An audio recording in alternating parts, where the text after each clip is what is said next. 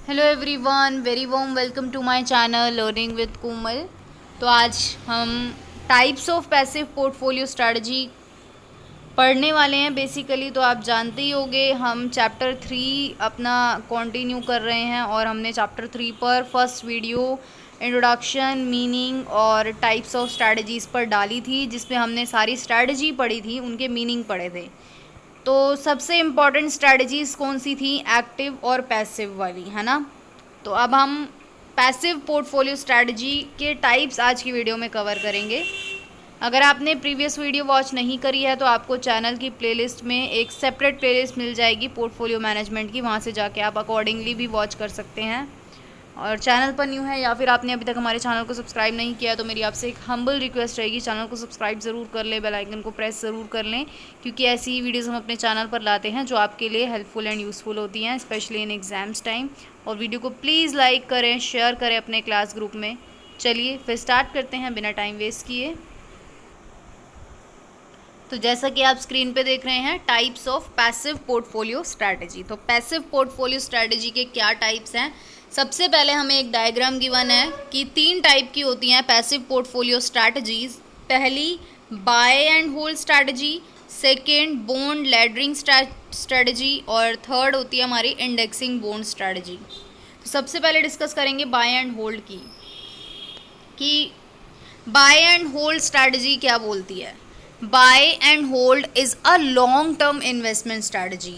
अब buy and hold को long term क्यों बोला गया है, लॉन्ग टर्म इन्वेस्टमेंट स्ट्रैटेजी क्यों बोला गया है? नाम से क्या पता चल रहा है, बाय करना और उसको होल्ड करना ना, यानी कि सेल नहीं करना है, होल्ड करके रखना है, इसीलिए इसको एक तरीके से बोला गया है लॉन्ग टर्म इन्वेस्टमेंट स्ट्रैटेजी। तो according to which an investor buy the bond and hold them till their maturity, कि इनके अनुसार जब एक इन्वेस्टर जो है वो बॉन्ड्स परचेज करता है, बाय करता है एंड देन उसको मैच्योरिटी तक होल्ड करके रखता है। तो this strategy is based on the assumption. अब ये ना जो स्ट्रैटेजी है वो एक अजम्पशन पर बेस है। वो अजम्पशन क्या है?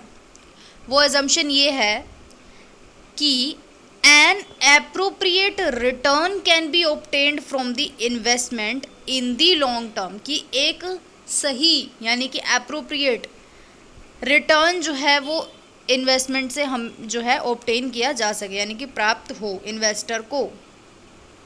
ठीक है, कहने का ये मतलब है कि ये इस एजम्पशन पर बेस्ड होती है कि बाय एंड होल्ड स्ट्रैटेजी जब एक इन्वेस्टर इम्प्लीमेंट करता है, इम्प्लाई करता है इस पर, तो वो एक अच्छा खासा एप्रोप्रिएट रिटर्न जो है अपनी इन्वेस्टमेंट से अर्न कर सकता है। तो buy and hold strategies are simple strategies of portfolio management. तो ये बहुत ही सिंपल स्ट्रैटेजी होती है पोर्टफोलियो मैनेजमेंट की, जो कि रिड्यूस करती हैं, which reduce the activities of the active market, जो एक्टिव मार्केट की एक्टिविटीज़ को भी कम करती हैं। और these strategies are based on the assumption.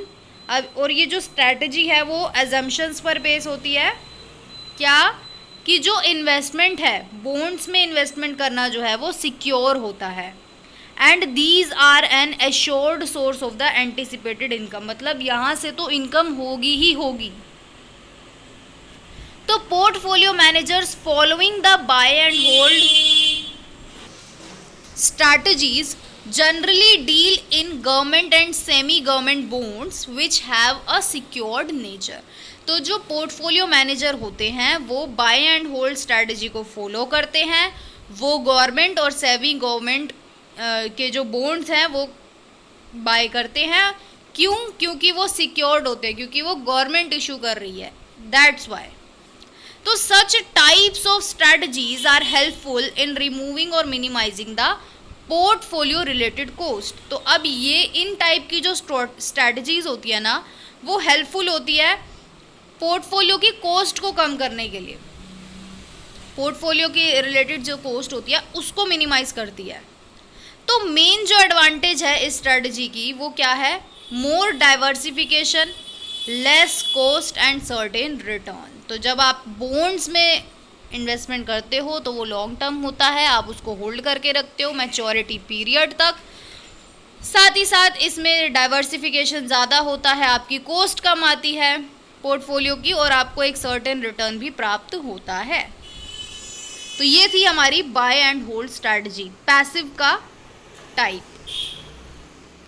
Next आता है बॉन्ड लैडरिंग स्ट्रैटेजी। तो बॉन्ड लैडरिंग स्ट्रैटेजी हमसे क्या बोलती है?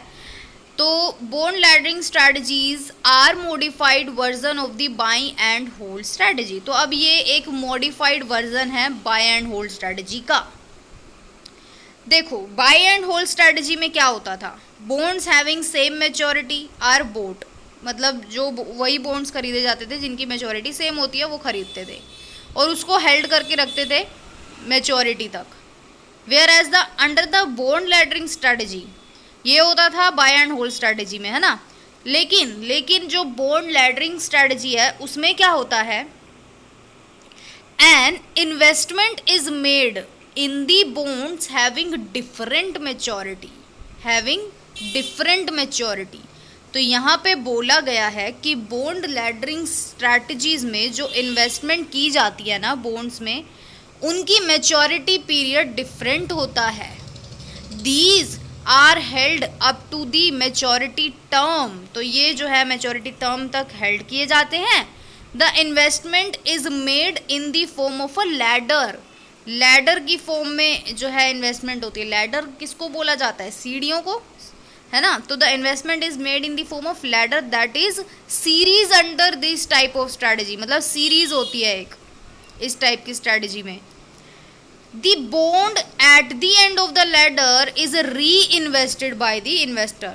तो जो बॉन्ड जो है सीढ़ी यानी कि लैडर के एंड में होगा ना, उसको इन्वेस्टर दोबारा से इन्वेस्ट करेगा। This strategy is a simple medium of providing a planned return. तो ये जो स्ट्रैटेजी है एक सिंपल मीडियम है, माध्यम है एक प्लान्ड रिटर्न प्रोवाइड करने का। तो this strategy can be understood with the help of an example. अब एक डायग्राम हमें गिवन है जैसा कि आप देख सकते हैं, और यहाँ पे हमें टर्म ऑफ मैच्योरिटी और बॉन्ड टाइप हमें बोला गया है। पहला 1 ईयर बॉन्ड, 5 ईयर बॉन्ड, दूसरा बोला गया है 3 ईयर और 5 ईयर, फिर बोला गया है 5 ईयर और 5 ईयर बॉन्ड्स। तो अब इसकी एक्सप्लेनेशन हम लोग रीड करेंगे। तो according to the above given diagram, a bond having 1 year term has been reinvested on its maturity to buy 5 years maturity bond. तो यहाँ पे बोला गया है जो हमारे पास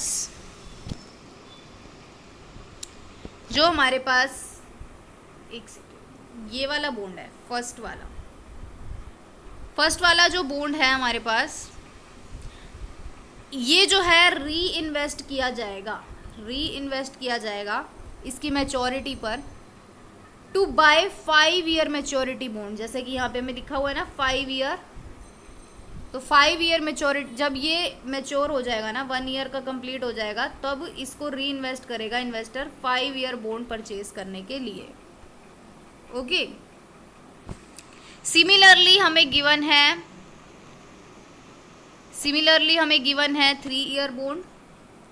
यहाँ पर 3 ईयर बॉन्ड हमें गिवन है।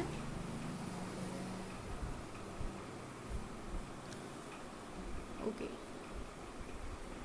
3 ईयर बॉन्ड हमें गिवन है, और 3 ईयर की जब मैच्योरिटी हो जाएगी तो फिर 5 ईयर बॉन्ड को री इन्वेस्ट किया जाएगा। ऐसे ही 5 ईयर है तो उसके बाद फिर 5 ईयर।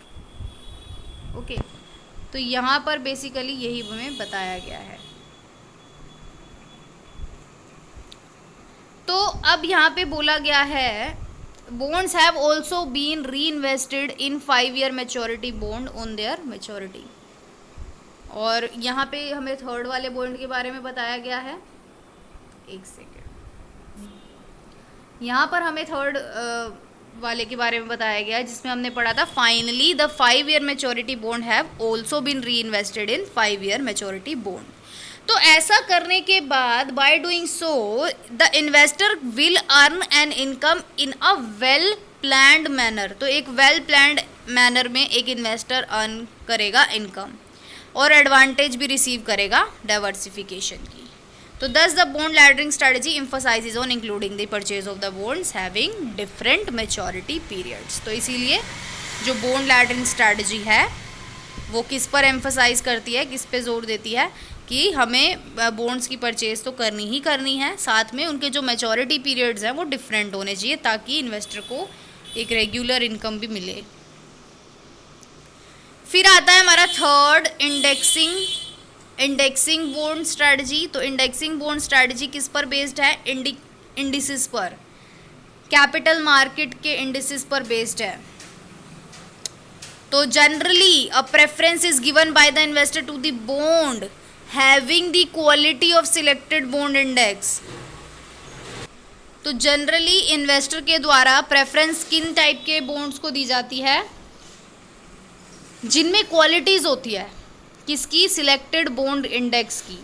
तो this is a more widely adopted strategy. तो ये भी एक वाइडली अडॉप्टेड स्ट्रैटेजी है, काफ़ी लोग इसको, काफ़ी इन्वेस्टर जो है इस स्ट्रैटेजी को अडॉप्ट करते हैं as compare to the buy and hold strategy. क्यों? क्योंकि this strategy is more flexible than the buy and hold strategy, क्योंकि ये स्ट्रैटेजी ज़्यादा फ्लेक्सिबल है बाय एंड होल्ड स्ट्रैटेजी के कंपैरिजन में। और मेन जो ऑब्जेक्टिव होता है स्ट्रैटेजी का वो होता है प्रोवाइड द फीचर्स प्रोवाइड कराना, coordinated risk and return provide कराना, मतलब रिस्क और रिटर्न में एक कोऑर्डिनेशन होना चाहिए by the means of planned index, ये प्लान्ड इंडेक्स के द्वारा। तो mainly the following two techniques are adopted. अब दो टाइप की टेक्निक्स अडॉप्ट की जाती हैं। Number 1 full replication technique, second sampling. तो रेप्लिकेशन टेक्निक क्या बोलती है कि this technique is based on an intensive research. तो ये जो टेक्निक है इसमें क्या होता है, इंटेंसिवली रिसर्च की जाती है और various type of indices are included, काफ़ी टाइप के इंडिसेस हम इंक्लूड करते हैं बॉन्ड इंडेक्स में और टाइम टू टाइम जो है हम एडजस्टमेंट भी करते हैं इन इंडिसेस में। तो in this context the formulation of the indexing strategy through this technique may prove to be costly. तो इस कंटेक्स्ट में बोला गया है कि जब हम इंडेक्सिंग स्ट्रैटेजी फॉर्मुलेट करते हैं ना, तो ये जो टेक्निक है वो ज़्यादा कॉस्टली भी पड़ती है हमें, मतलब महंगी पड़ती है।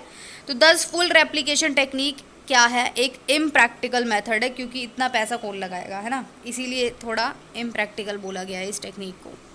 फिर सैम्पलिंग बोला गया है, सैम्पलिंग के बारे में कि strategy is formulated under this technique which is based on the benchmark index, यानी कि यहाँ पर एक